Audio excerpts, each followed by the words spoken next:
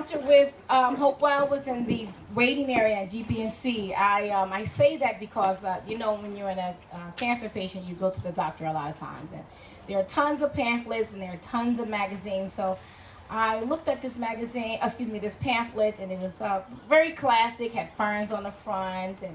But when I opened it and I read it, that's kind of what lured me in. All the resources that said that Hopewell offers, the educational resources, the informational resources, the food classes, the craft classes, and most of all, it was all free.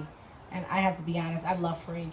So I was like, this place sounds fantastic. And I read a lot, and I read everything, and I had never seen something so welcoming and offering free resources. So I do understand that sometimes flyers aren't really indicative or reflective of how a place really is. So I decided to call them to gauge. And when I called, it was after hours, and I spoke to this woman, and she's like, well, we're closed right now.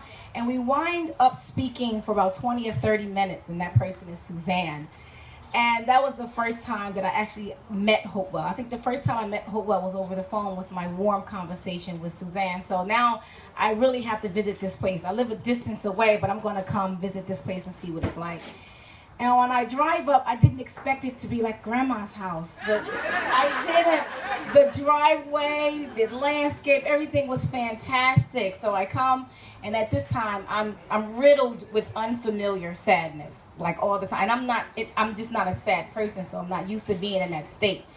But I come into the home, and I'm greeted by Carol and Wanda.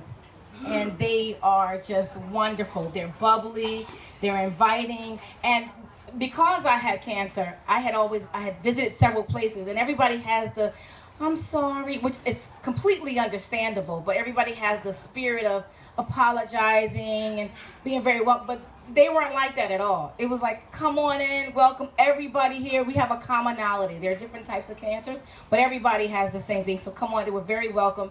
And it was from that day forward that I realized that this place offered a sense of fortitude for me, and I've been coming ever since. That started in February, and I've been regularly coming about twice a week, and I love it. So I don't have to really give a testimony to you all of how wonderful Hopewell is, because you're here, that means you know.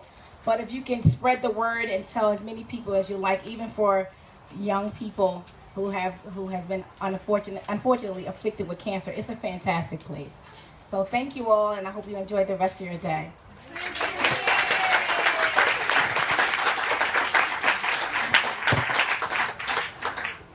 And now the woman I've known longer, in the proper order, Lori Panzerman.